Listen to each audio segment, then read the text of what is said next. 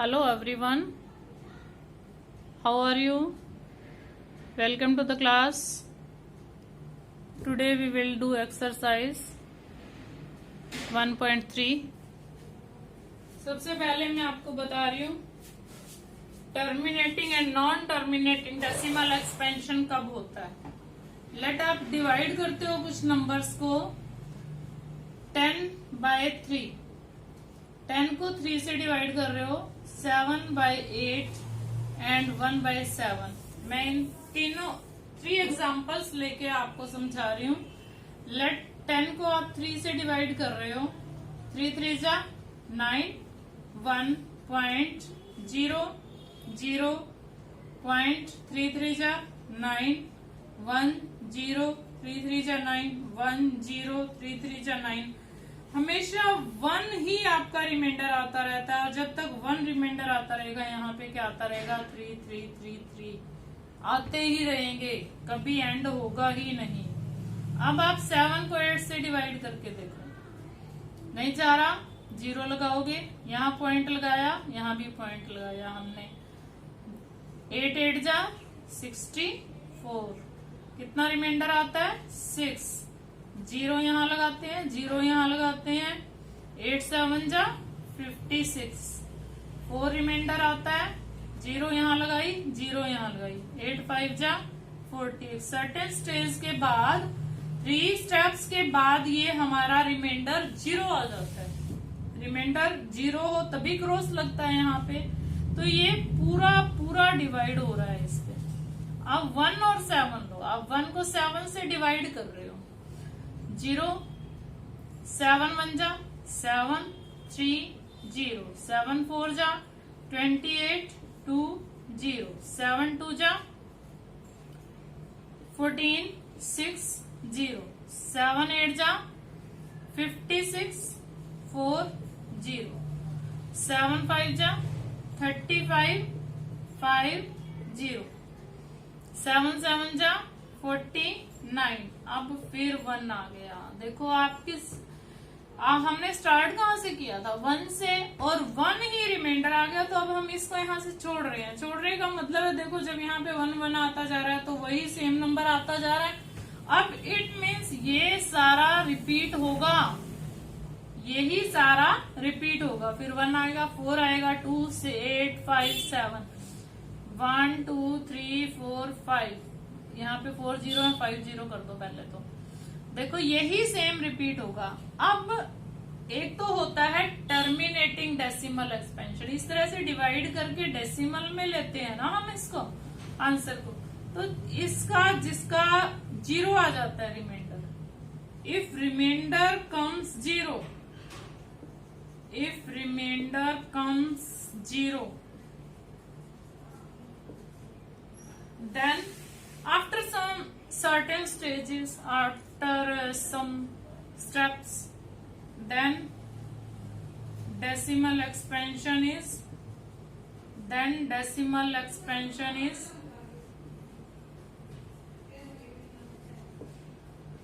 terminating। तो terminating decimal expansion आता है अगर रिमाइंडर 0 नहीं आता। देखो यहाँ भी रिमाइंडर आ रहा है और यहाँ भी आ रहा है, बट यहाँ पे एक ही नंबर रिपीट हो रहा है, बार बार एक ही नंबर रिपीट हो रहा है, और यहाँ पे कुछ 5 6 नंबर्स रिपीट होंगे, बट रिपीट तो हो रहा है ना, यहाँ भी रिपीट हो रहा है, यहाँ भी रिपीट हो रहा है। तो इफ रिमाइंडर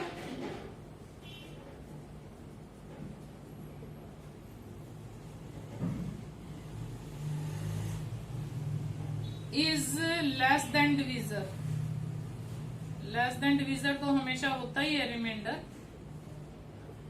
या any number, then non terminating. तब क्या होगा ये नॉन टर्मिनेटिंग। नॉन टर्मिनेटिंग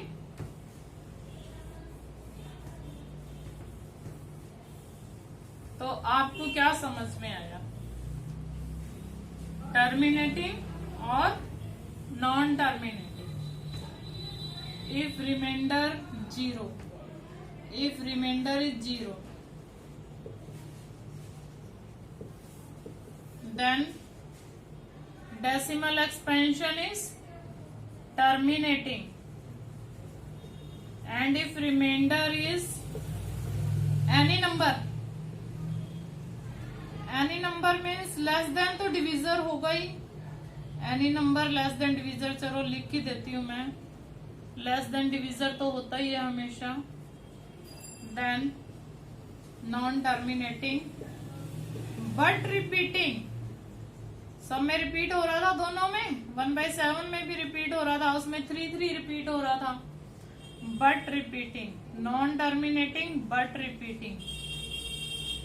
ये बट रिपीटिंग एक नॉन रिपीटिंग भी होता है, जैसे रैशनल नंबर्स का तो ये हो गया। अब आपके रैशनल नंबर्स क्या होते हैं, जिनको p/q की फॉर्म में लिखें। रैशनल नंबर्स का जो डेसिमल एक्सपेंशन होता है, ये दोनों है, टर्मिनेटिंग भी हो सकता है, नॉन टर्मिनेटिंग होता है, बट रिपीटिंग होता है। अब एक होता है इरेशनल नंबर्स का, वैसे शायद इरेशनल नंबर 10th में है। इरेशनल नंबर्स का होता है non repeating, non terminating, non repeating, non terminating, non recurring लिख रही हूं मैं। अब रिपीटिंग वर्ड एक बार यूज हो गया, आपको पता होना चाहिए कि रिकरिंग वर्ड भी होता है कोई।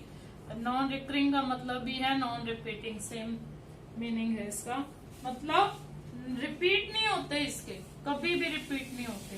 पाई की वैल्यू अगर आप देखो तो, या √2 की जब आप वैल्यू निकालते हो, आपने इस तरह से स्क्वायर रूट निकाले होंगे, तो जब आप 2 की निकालोगे स्क्वायर रूट में, तो ये 1.414 ऑलवेज कुछ ना कुछ आता रहेगा, और कोई नंबर रिपीट नहीं होगा, हमेशा डिफरेंट नंबर्स यहाँ पे आते रहेंगे।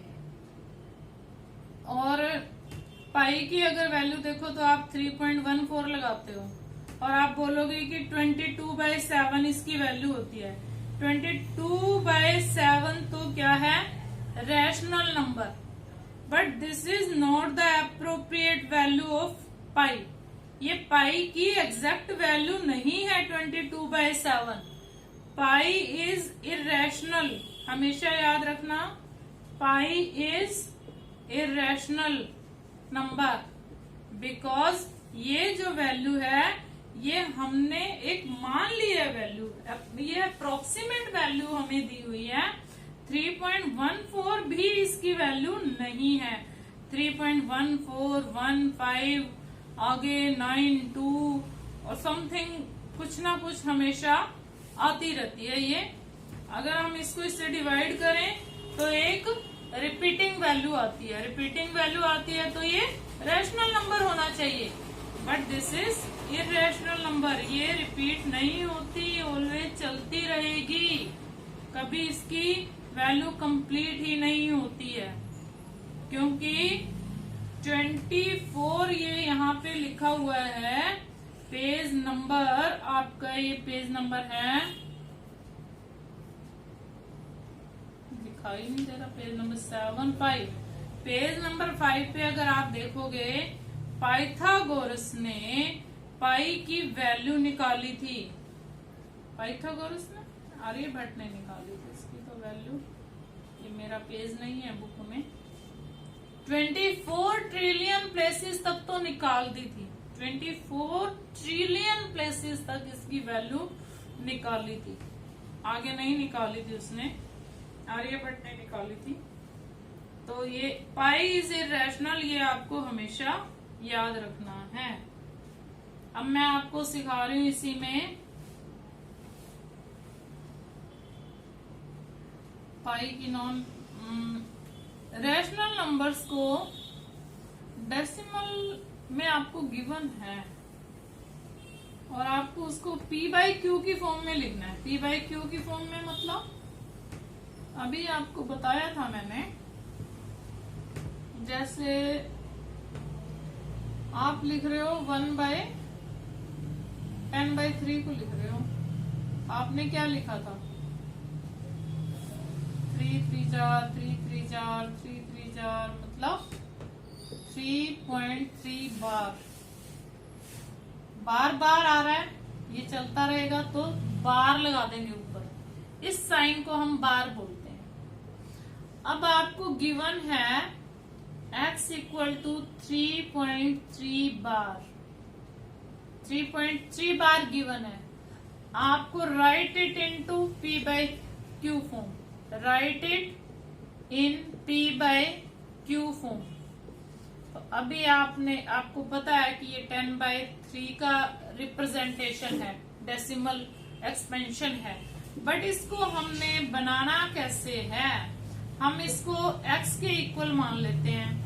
अब यहाँ पे रेपिटेशन तो अगेन एंड अगेन आ रही है, बट हम इसको एक ही नंबर पे अगर रेपिटेशन है, एक ही नंबर की रेपिटेशन है, एक ही बार बार आ रहा है, तो इसको हम 10 से मल्टीप्लाई करेंगे, multiplying it by 10, multiply by 10 both sides.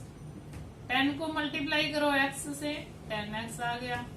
अब इसको जब आप मल्टीप्लाई करोगे, जैसे मान लो आप 3.5 है, इसको आप 10 से मल्टीप्लाई करते हो तो ये पॉइंट उधर चला जाता है। जब आप 10 से मल्टीप्लाई करते हो तो देखो 5 उधर चला गया, बट अगर यहाँ पे 3.57 है, 3.57 और इसको 10 से कर रहे हो तो ये 5 उधर जाएगा, बस 7 तो उधर ही रहेगा ना। देखो नीचे 100 है, अभी 10 पड़ा है तो आप क्या लिखोगे, 35/7 ऐसे ही लिखोगे ना। तो ये आपको एग्जांपल दिए हैं मैंने कि अगर आप 10 से मल्टीप्लाई करते हो, इधर से एक पॉइंट इधर आ जाता है, पॉइंट से पहले इस साइड है, अब वो लेफ्ट साइड में आ जाएगा, मतलब ये 3 अब इधर आ गया, 33 बन गया। बट यहाँ तो बार लगा हुआ है, मतलब बार बार 3 आ रहा है, एक ही तो 3 गया है, और बहुत है, और भी बहुत सारे 3 यहाँ पे आए।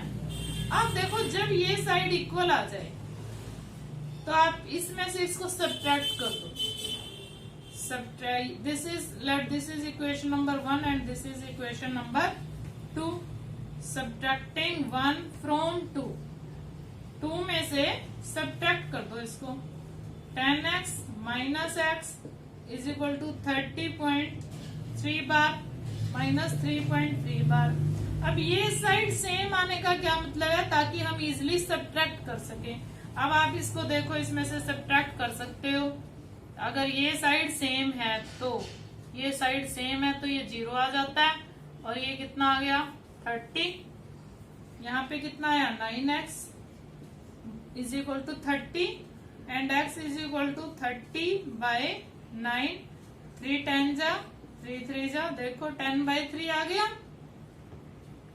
10/3 को हमने डेसिमल में चेंज किया था, 3.3 बार आया था। अब 3.3 बार को हमने किस में चेंज किया है, रैशनल नंबर में चेंज किया है, p/q की फॉर्म में चेंज किया है। p/q की फॉर्म किसे बोलते हैं, रैशनल नंबर्स की डेफिनेशन क्या होते हैं, that can be written in the p/q form. तो कैसे करते हैं, जितने डिजिट्स पे बार है उतनी 0 वाले नंबर से, अगर 2 डिजिट्स पे बार होता तो हम 100 से मल्टीप्लाई करते हैं। कैसे, देखो अब एक 2 डिजिट्स पे बार वाला ले लेते हैं। 2 डिजिट्स पे बार है 1.27, कौन सा नंबर ले लेते हैं हम, 1.27। ये जस्ट इंट्रोडक्शन ही है, एक्सरसाइज नहीं करवा रही हूं मैं अभी, इंट्रोडक्शन ही है। Let x is equal to 1.27 और 27 पे बार है, तो बार का मतलब है ये बार बार आ रहा है, रिपीट हो रहा है, 1.27 27 27 27 बार बार रिपीट हो रहा है। ये हमने ऐसे नंबर का डेसिमल एक्सपेंशन लिया। देखते हैं ये किसका डेसिमल एक्सपेंशन है भाई, p/q की फॉर्म में लिखना है इसको हमने, right it in p/q form. अभी मैंने आपको क्या बताया, अगर यहाँ 2 डिजिट्स पे बार है तो 100 से मल्टीप्लाई कर दो इसको, मल्टीप्लाई इट बाय 100 से मल्टीप्लाई कर दो 100x। अब 100 से आप मल्टीप्लाई कर रहे हो, देखो यहाँ पे मान लो खाली 1.27 है, इसको आप 100 से मल्टीप्लाई कर रहे हो तो कितनी डिजिट्स उधर चली जाती हैं, दोनों डिजिट्स चली गई। अगर यहाँ पे मान लो 3 4 डिजिट्स हैं तब भी अगर 100 से मल्टीप्लाई करोगे तो ये 2 डिजिट्स जो पॉइंट के साथ वाली हैं ये इधर आ जाती हैं। तो आपने मल्टीप्लाई किया तो ये 1.27 इधर चला गया। बट ये तो रेपिटेशन हो रही है, इट मीन्स 27 एक और आ जाएगा, नेक्स्ट वाला आ जाएगा, फिर नेक्स्ट वाला आ जाएगा। बट मैंने आपको क्या कहा कि जब आपकी ये साइड सेम हो जाए, राइट हैंड साइड पॉइंट से राइट साइड सेम आ जाए 27 बार, तब आप इसकी सब्ट्रैक्शन कर सकते हो। सब्ट्रैक्ट 1 फ्रॉम 2 में से 2 ज्यादा है ना। 100x minus x, left side में से लेफ्ट साइड माइनस करो। अब देखो ये जो साइड सेम है ये तो 0 आ गई। 127 में से 1 माइनस करो, 126 आ गया। 99x इज इक्वल टू 126 और x is equal to 126/99। Cut करके देख लो इसको 3 से, 3 4 जा, 3 2 जा, 3 3 जा, अभी और कट हो रहा है 3 पे, 3 1 जा, 3 4 जा, 3 1 जा, 3 1 जा। x is equal to 14/11। अब आप 14 को 11 से डिवाइड करके देख लेना 1.27 आएगा। क्लियर? अब यहाँ पे बताओ 3 पॉइंट्स पे बार आ जाए तो 2.235 235 सारे पे बार आ जाए तो किससे मल्टीप्लाई करोगे आप? फिर आप मल्टीप्लाई किससे करोगे? 1000 से मल्टीप्लाई करोगे। और इस सम को अब आप अपने आप करके देखो, इस सम को अब आप अपने आप करके देखो। नेक्स्ट वीडियो में हम 1.3 स्टार्ट करेंगे। तो पीछे वाले जितने भी आपको वीडियोस देखनी है उसके लिए आप मेरे चैनल को like, subscribe, share and subscribe